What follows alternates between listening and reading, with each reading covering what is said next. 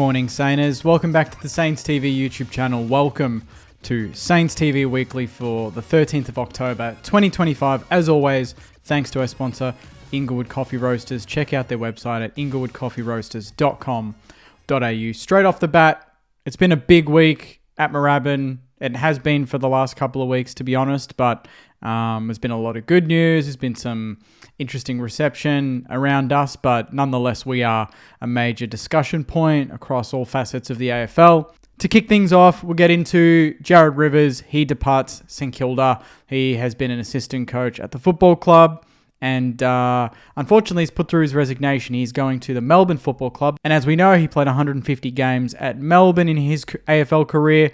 And he had a calling to go home with, obviously, King as the head coach there. So he's got those ties, and we thank him for his contribution. That does mean now there is an opening in that position. Let's see if maybe internally we'll shuffle around the chairs to see if someone is already around that can fit that void. Otherwise, we're probably on the lookout for an assistant coach to take up that position. As I alluded to at the very top, we have been a major talking point in the AFL, predominantly because of our antics in the AFL trade period that does finish 7:30 Wednesday night, so only another couple of days to go in that, which is going to be very interesting. But the main talking point, obviously, being our treatment, if you will, of Leclerc and how we backflipped on that last minute.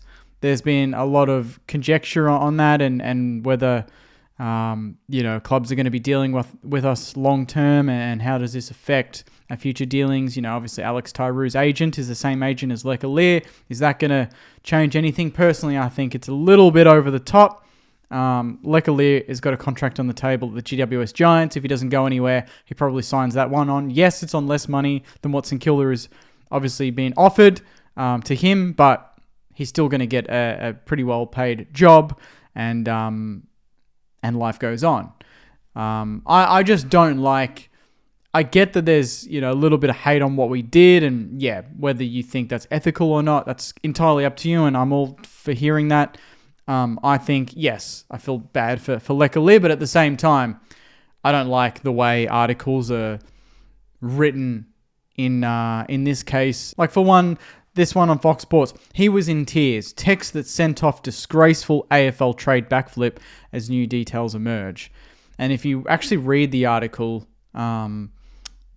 on Fox Sports, the only time they mention that he cries is off the back of his exit interview. That had him in tears, not St Kilda's antics, not our disgraceful behaviour to him. Alir loves our football club. He was in tears at his exit interview, the GWS head of football said.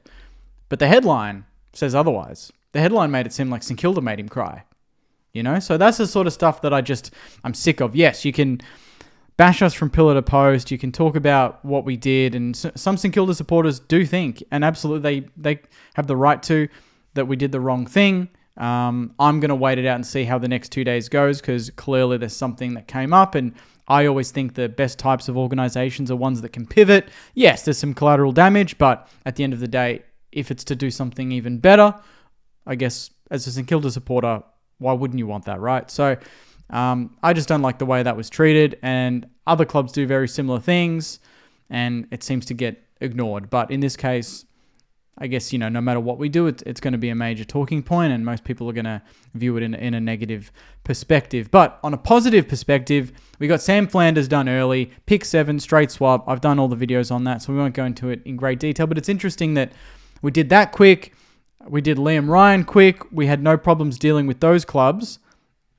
But apparently we've got, we paid overs for Flanders, and we should have got a pick back according to experts. And Liam Ryan, we paid too much or whatever. It's just, we do the deals quickly, and we're too easy to deal with, and we should have asked for more. And then we back out of a deal because a club was wanting us to pay more, and we say no, and that's disgraceful. So it's interesting how people choose to view things in this situation. Max Heath as well. He was the only outgoing so far, and that was for a future 4th round pick in 2027, so essentially for nothing. In other good news, AFLW, to close it out, 5 wins in a row for the girls. Incredible. 5 wins in a row. They are percentage outside the top 4.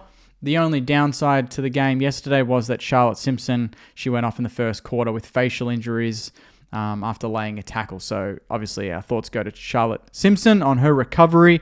But otherwise, yeah, keeping Collingwood to 1 goal. Wardlaw kicked 2, 35-12 was the final score. Comfortable win in the end. Good turnout at RSCA Park.